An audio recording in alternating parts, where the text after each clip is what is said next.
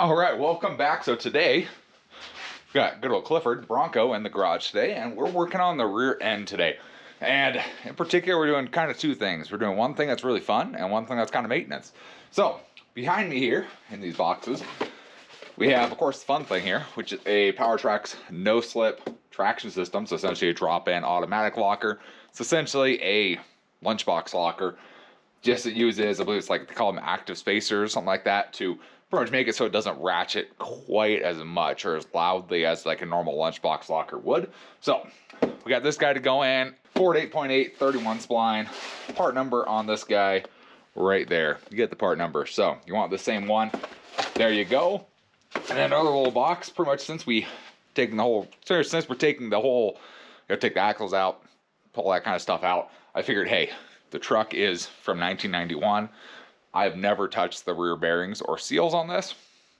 Probably not a bad thing. With rubber seals, they get old. That's kind of what I do with this truck. Is as I replace things, there's a seal or a gasket in there, I try and just replace it, just because who knows how long that stuff is. So in this box, we got a motive gear set here with axle bearing and seals right in there. So those should be the right size there, and we can throw those in and we should be all happy. There's the part number for those right there. So other than that, we got tools here. We got a slide hammer and then the rear axle bearing set. These are just rentals from O'Reilly's. Easiest way to do this stuff, man. Just rent the tools from O'Reilly's. I'll just return them today. No cost. I'm not out on anything for those. Probably should be tools I own sometime, but whatever. They're free. And then we got our gear oil right here. We're running this Valvoline 75W140. This is what the locker recommends, so that's what we're going to run. I'm running 80W90 in there for as long as I can remember, but this is what the locker says to put in it, so that's what we're going to put in there. It says it's for like heavier duty, towing, off-road kind of stuff I'm doing anyways, so I probably should have been running it for a while, but that's what we're going to put in there. Other than that, it's just kind of basic hand tools. Should be all we really need to get this done. So let's get this thing jacked up in the air. Let's start working on it, start pulling the rear end apart.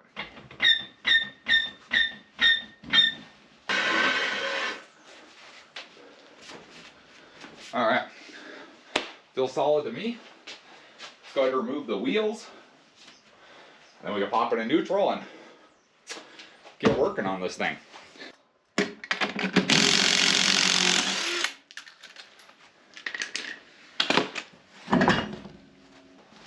Okay, you can take off the drums as well. There we go. All right, so 13mm on here. I'm gonna throw our drain pan up underneath because this is gonna start coming out once those bolts are out. All right, let's start at the bottom. I like doing the bottom first. Obviously, the fluid's gonna come out the bottom. So the higher your hand is, the less likely you are to get sprayed with gear oil, the forbidden chocolate milk. Hey, get all the bolts, right? Yeah. Man.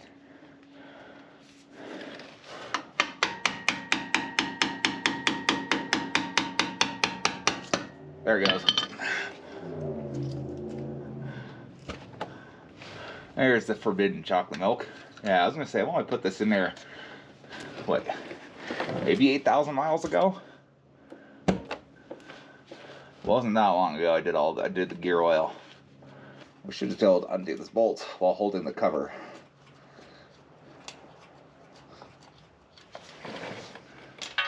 And then the cover should just,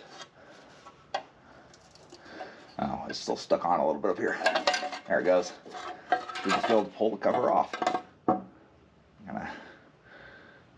Any extra little bit of oil in there. All right.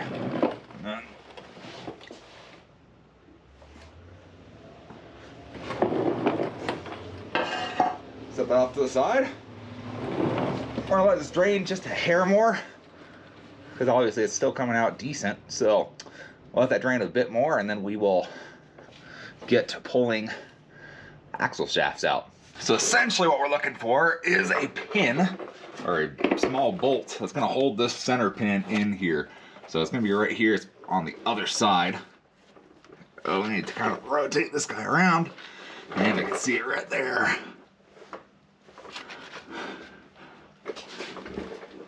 There it is. So that little bolt there is what holds this center pin in. So we need to take that bolt off. The center pin will come out. We'll pop it out, slide it out. And then once that's out, we can then get to our C-clips inside the axles. So let's see here. I have a couple sizes. I think it's 8. So that's what I have on here first, is an 8. And are we right? We are right. It is an 8mm in this case. Let's go ahead. I'm going to throw this in gear really quick. That way it holds this in place while I get that loose. Then we should be able to pop that out, because it is in there pretty tight. There it goes. There we go. Got it. There it is. All right. So there's our pin right there. Set that off to the side. With that pin out, we should be able to rotate. Oh, that's right, we're still in gear. We need to rotate this kind of the side. That way we can push this pin out the center, because it's not in there super tight, but we need to spin it so we can actually get it out. Actually, well, yeah, let me spin it, because once that's out, everything can move separately. So let's do that. Center pin out. There you are. So that's the center pin there. This is actually going to get replaced with a brand new one. So I'm going to set that to the side. And then we have our axles here. So we're going to kind of put this right there so I have good access to them. And our axles, what we're going to do is come to the end of them and push them in. Okay, so when we push our axles in, what you can see is these little clips on the end of those axles there. Let me get my little magnet stick and I'll show you. So these little things right here are your C-clips. Those are what actually hold your axle from sliding out on these. This is a C-clip axle. So, of course they're facing the wrong direction for easy removal, but I think we can just push them out. So you can see right there, that's what holds your axles in. So pull that out. Again, we actually are going to use those again. And then we just do the same to the other side, right there.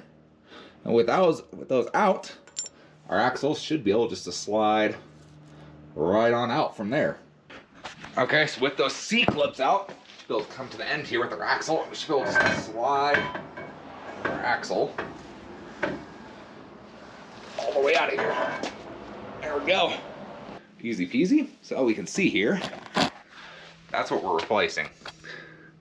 Those bearings and those seals, and they're not horrible, but they're not great either. Come over to this side. Same deal. Oh, that one brought some fluid with it. Oh, bother. Okay, so this is down the part where the slide hammer comes in. Now, if you're just installing the locker, you don't gotta deal with this. We're just replacing it for this. So, what I did first, pulled our new seal and our bearing out, and I went, okay, that looks about right. And that looks about right. And I went, okay, cool. Everything looks to be about the right size. Looks pretty decent to me. So I went, okay, cool. So we got those, should be the right things. So now we need this slide hammer and we need this rear axle bearing remover set. And what these are, these guys essentially have little pieces on the end here that fold flat. You put that in there and it should, it's really hard to do with one hand. Get that in there. We should be able to get it to go flat behind the bearing. That might be too big actually. Let's see. Yeah, we have to use this one. Let's see. So, same deal. Get it flat in there. There we go. There it is. Gets it in there, and then we hook our slide hammer up to there and beat the ever-loving crap out of this till it comes out. Now you'll see I have a drain pan under here because, well, that seal is holding in fluid. So I don't want that fluid just to dump everywhere. So we have that here. We just gotta knock them out real quick. There we go.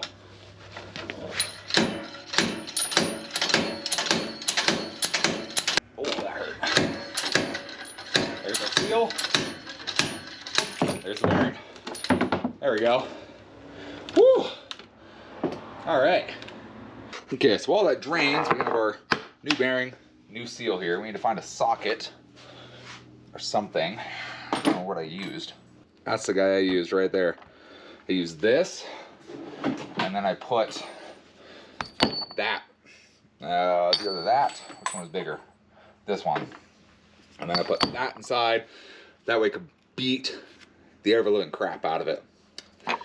There we go. That's the one I used. So this is the 4-wheel drive spindle nut. One here, 2 3/8. That's what I used last time. Look at that. And so I could beat the heck out of this. And it was good. Okay, so there's kind of our hole there. So our bearing's going to go right in there. So what we want to do, we want to lubricate the outside of this just a little bit with some oil. We can use this old stuff here. That'll work fine. And then this guy's going to go right in there. We're going to smack it with a hammer. Get the seat fully in there. Once we have that, then we're going to clean up where the seal goes. Smack the heel and smack the seal in there. And, yep, perfect. And then we should be good to go. So, set you guys right there. Throw a little bit of oil around the outside of this. Just catch what's falling off. There we go. And I should just be able to kind of go, woo. Doesn't be a lot, just a little bit. Just gonna help it slide in there a little easier. And once that's there, I'm going to go ahead and set that guy in there, at least to start it. And we can get our socket, bearing driver, whatever you want to use. All the way. There, that's all the way in right there. No gap behind it. That feels great. All right, we just do the same deal with the seal. And the seal, we need to actually clean up where the seal is going to rest. That's going to help avoid any kind of leaks, because nobody likes leaks. That right on there. We're going to kind of lightly tap it in. A couple of tappy taps. New seal installed on this side. We're going to get a little bit of oil, put it on these bearings so they don't run immediately dry right off the bat. That's one side. We just got to do the exact same thing on the other side. Okay, so we got both axle seals and bearings back in. We got our axle slid back in, at least a little ways, because we're going to still have to remove those spider gears on the inside. We got both axles still pulled out. They're setting on the bearings inside the axles, or inside the differential, so we're not putting extra strain on the new seals we just put in. Now it's time we actually got to pay attention and follow some directions here. So this is what's in the kit, the PowerTrax No-Slip traction system here. So these are pretty much what's going to replace your spider gears, or these guys right here. So these guys essentially have a couple pieces to them. So we just have one piece there, one piece here. Here's that active spacer that most of them don't have. Most of these, like lunchbox lockers, don't have. So supposedly this is what makes it quieter. We'll find out. And then you have the driver right there. These guys essentially slip together, and that's what actually locks them together. Obviously, those teeth are intertwined to start locking everything together. So we got one for each side. I believe they are pretty much identical to each other in this case. So identical, no issues. We have our new cross pin, like I mentioned, brand new, ready to throw in there. And then we have a bunch of little springs that kind of go into different pockets. So some go into these, others go into these outside pockets. So we have those, and then a little measurement tool to make sure it's all set up and installed correctly. So now is when we follow instructions. So I had to look up the instructions. All they give you is a user's manual, which doesn't have instructions for it. So I pulled up the instructions on my phone, and we actually gotta pay attention now. So I think we've kind of done the beginning parts here. Yep, that's all the same. Remove differential cover, clean diff cover, did that. Pulled the pinion shaft out and the bolt. Remove the O-rings, remove the C-clips. All right. Now we need to remove pretty much all of the spider gears and the thrust washers from top and bottom. And then the sides, or axle on the passenger side, should be pulled out more. Seems like the driver's side I should just put in all the way. So I might put the driver's side in just all the way, seat it all the way back in, minus the C-clip, because it just says to pull the passenger side out, which will make my life easier. So that might be what we do. With those, then we just line them up, Need some grease. Let me grab some grease. Put that on some of them. Okay, this realistically should be fairly simple. So let's slide this driver's axle back in all the way, and then we'll get underneath, start moving some spider gears. Okay, so here's our spider gears. So it's saying I can get these top, okay, yeah. You just pull these, roll these right on out of here. Go, and there should be a thrust washer, which it looks like there is. So set that off to the side.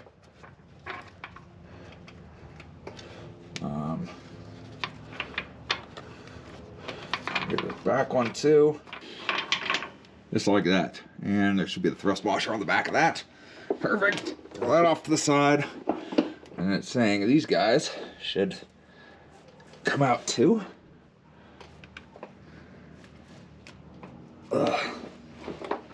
Oh, there it goes. Sorry, I'm holding the camera and doing this all at the same time. Okay, so I don't think I see a thrust washer on that one. So let's see here. There's that one. Okay, there's the thrust washer. So make sure we grab something moved. There's a washer on here. There it is. Oh, almost. Yeah, there is a thrust washer. It just does not want to. It's just suctioned on there with the gear oil. There it is. Thrust washer. Make sure you grab those. And I'm going to keep them where they were. That way they're on there. And we should do the same with this one. This one's in there a little more. There we go. Alright. Same deal. Thrust washer's still on there. Let's see if you can see it. Oh yeah, there you go. So there's the thrust washer right there. You guys see in there? Yeah, so there's a thrust washer right here. Now we just gotta kind of get popped off.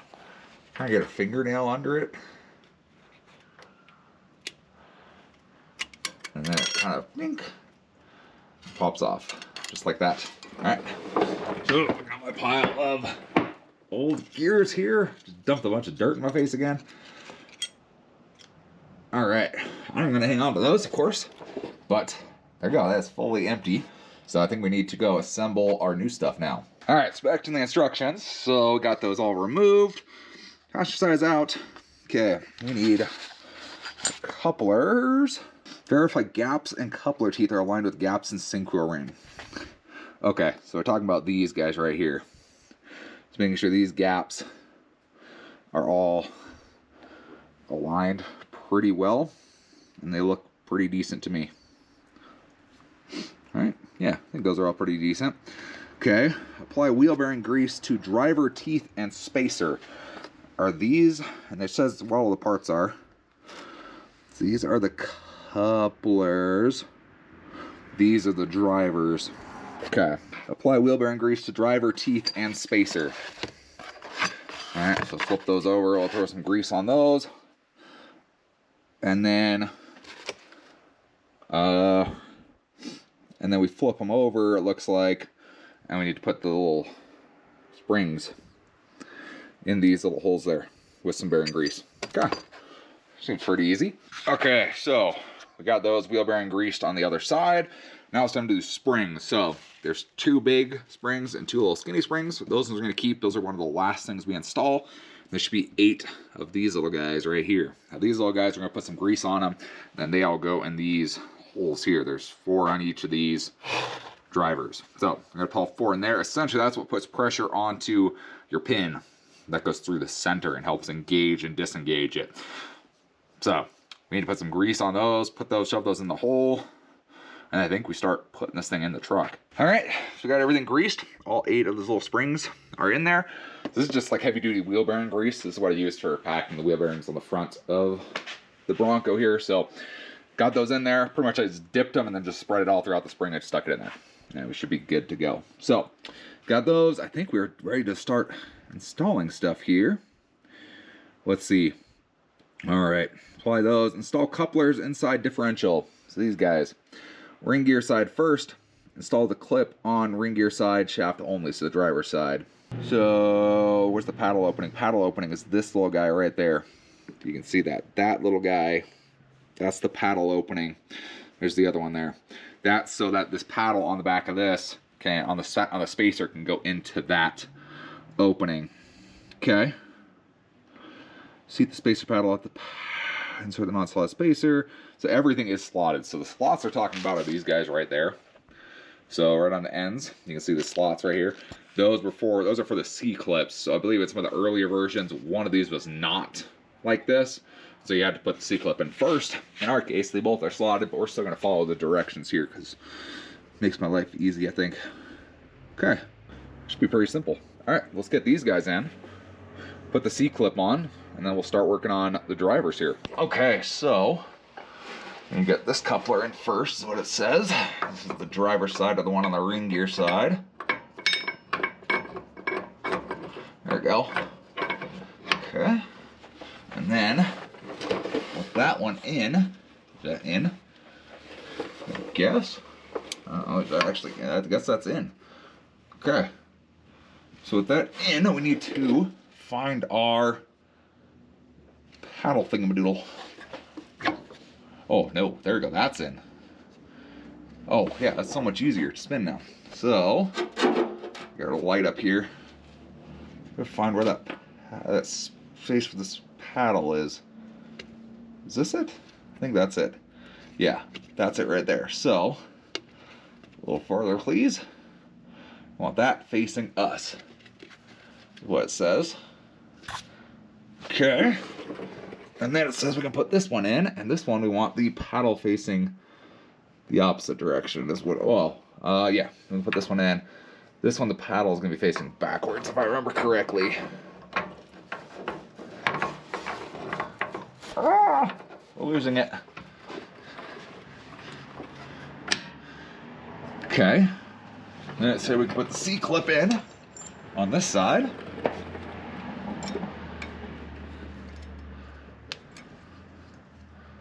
Maybe. There it goes. Okay. So C clip just slides it right into there. Holds the axle in there. Okay. I think it's now time to get the driver and get that thing on here. Okay, so we got our spacer here, or driver. So we need to have our active spacer. Needs to be facing forwards because it's going to line up with where that one is. So should if we pop our axle, there we go. Much better. So much more room for activities. So this guy should go right in here.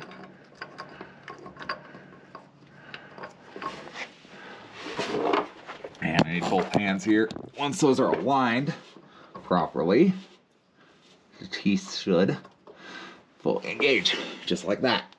Perfect. Yep, there we go, fully engaged there. Heck yeah. Okay, so there's that side. Don't need the other side. All right, and we just do the same thing with the other side, except this one, we make sure it's facing backwards. Of which, trying to see it. I think it is. Pretty sure that's our space, our slot right there. So we need to rotate this kind of back.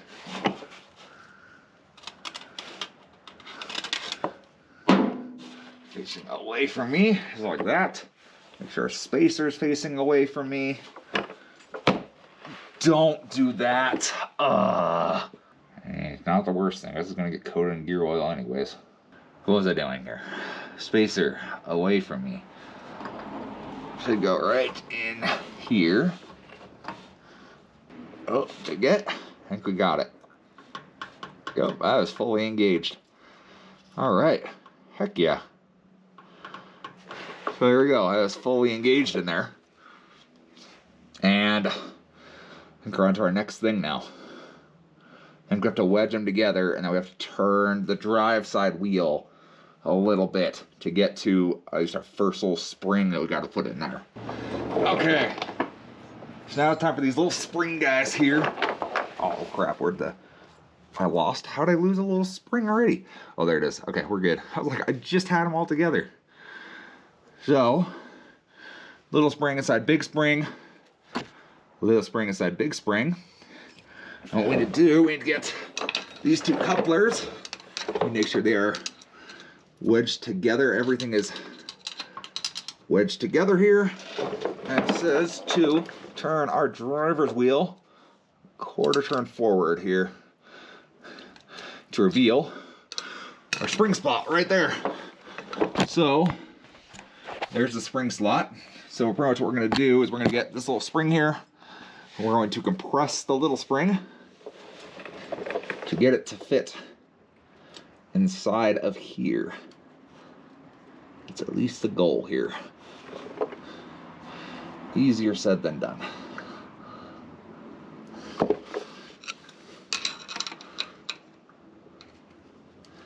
Oh, there he goes. Okay. So just like that. That's in. Okay. And it says wedge them together again. We need to rotate half a turn forward. Which we're making sure this doesn't come apart. Okay. And we just do the same deal here. Try and get that into where it needs to go. Just like so. Heck yeah. All right. Springs installed. Heck yeah, look at that. Okay. I don't know if that's what's gonna stop it from gripping, but we'll wipe it down just in case. Okay, let's see what's next. All right, so I guess this is the important step here. So we need to check and make sure our springs are in there and they look good. So what we need to do is we need to get this little spacer here. So this little spacer should fit, narrow side should fit, wide side should not. And that looks perfect. Narrow side fits in, just like so. And the wide side does not fit through. Perfect. All right, heck yeah. Okay, so now we're gonna come over to the passenger side. We're gonna shove our passenger side axle in as far as it'll go. Perfect. And we need to get the C-clip in on this axle. There's a slot for the C-clip.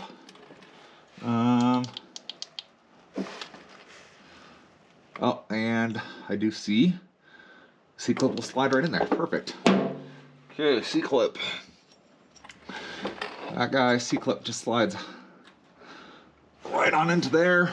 Get a screwdriver and just kind of push it onto axle. It might actually be in just a hair too much, I think. Oh, no, there it goes. Okay, go over there, swap our axle out, lock it in place. Oh, falling all over the place here.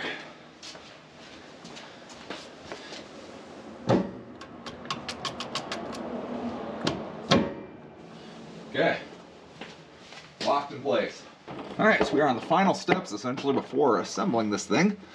So let's go ahead and we need to spin this back, quarter turn.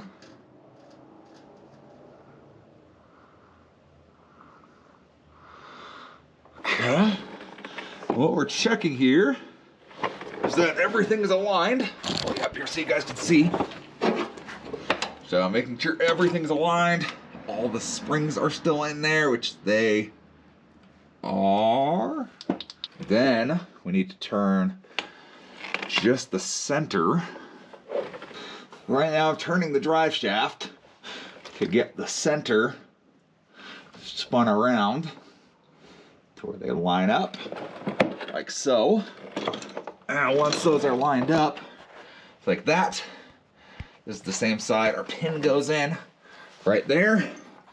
We need to get our brand new shaft here. You can use your pin, is what it says. And you're gonna need to push hard and twist to get it past all the springs.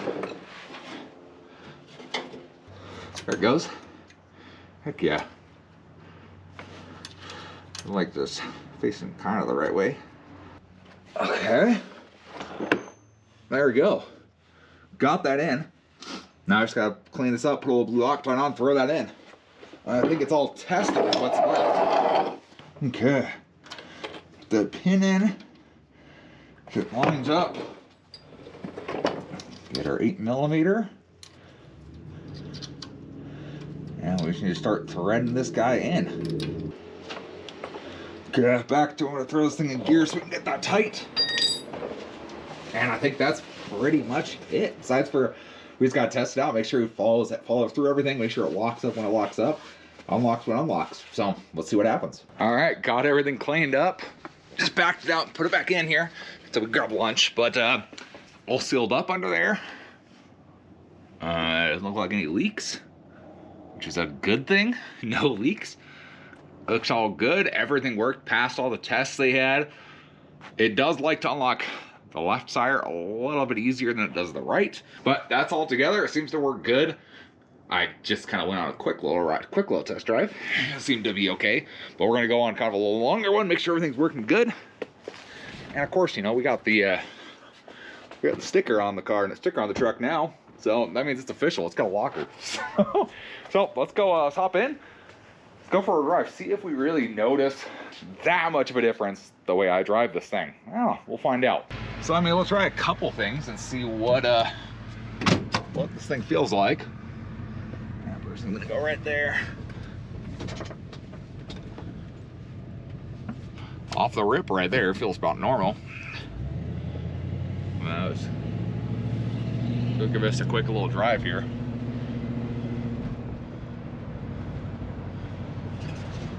I mean, driving straight, honestly, I don't feel much difference. It feels about the same, but we got a curve coming up here.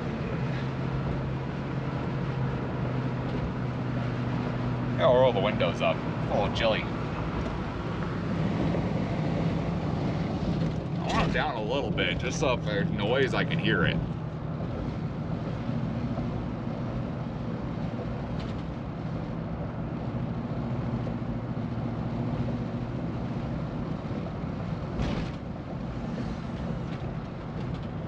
I mean, maybe it feels a little different, like it just kind of pushes.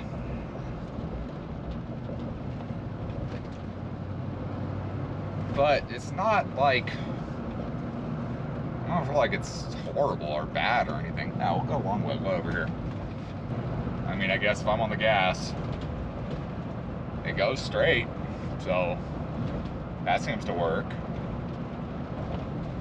So essentially, as far as I understand, these things, pretty much the more you're on the gas, the harder they're gonna lock. So, let's see, let's try this. Come to a stop, let's try and gas it. Oh, it locks good. It locks good. Holy crap. Okay, locker works. That's pretty cool. Honestly, like one of the bigger things I would say is that you're supposed to, I guess one of the big downfalls with them is you still hear, so you hear like ratcheting in the rear end, but I haven't heard anything yet. So, seems to be good. I mean, I drive this thing, or relatively drive this thing pretty moderate to be, you know, all things considered. You know, when I'm going into a corner, I generally let off the gas. That's just kind of how I drive it anyways. I mean, it's not a sports car, you know, it's a truck. It's an off-road truck, so, yeah, it's not like, you know, it's not anything crazy.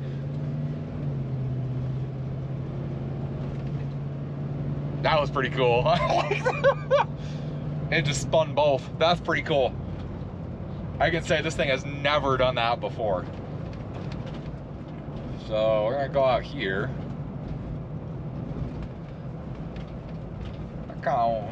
Maybe we'll go into the dirt.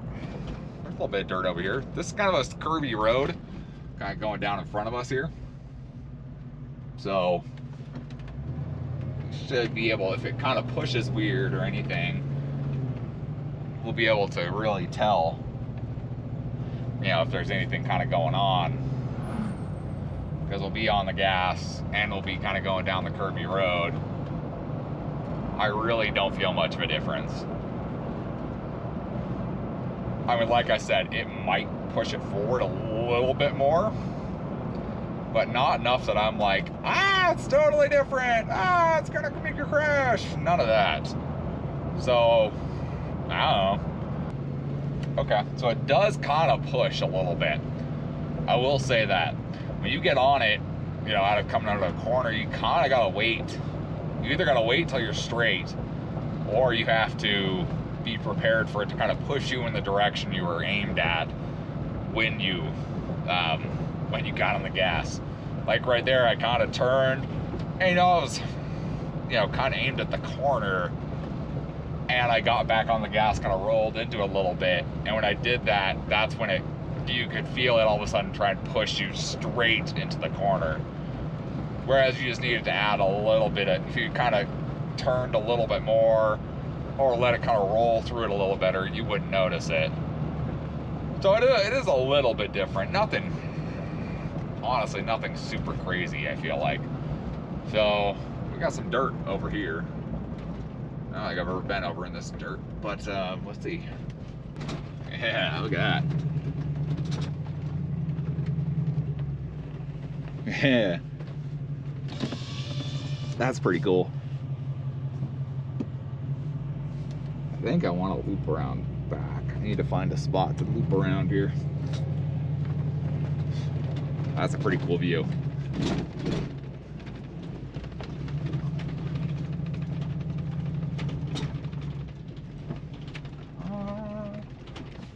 Maybe. Oh, here we go. This will work.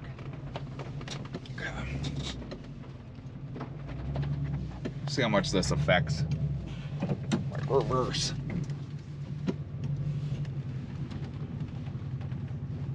I don't hear anything.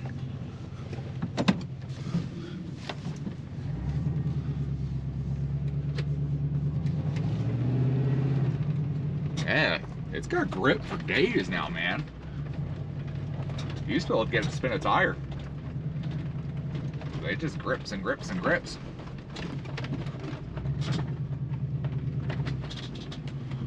Oh yeah, look at that. That's pretty cool.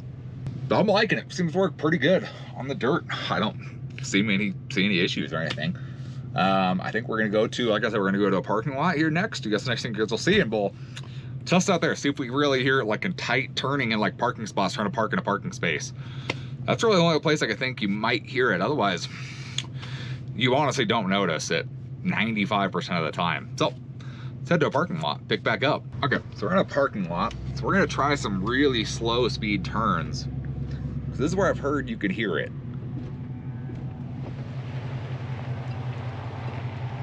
That's not it. Let's see, what if we come right here, just crank it.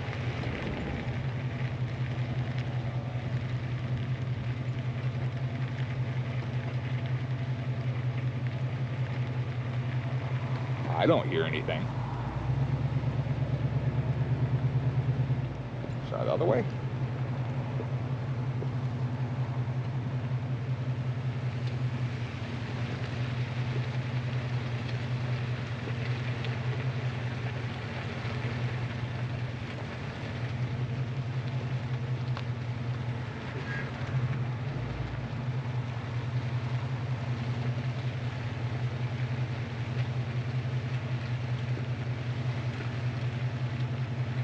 I don't hear anything. I guess if we were to get on it, let's see. Let me wait for it to be a good spot. Now if we get on it here, that's where it's going to try and lock them up. And it did lock them up, as you can see. Yeah.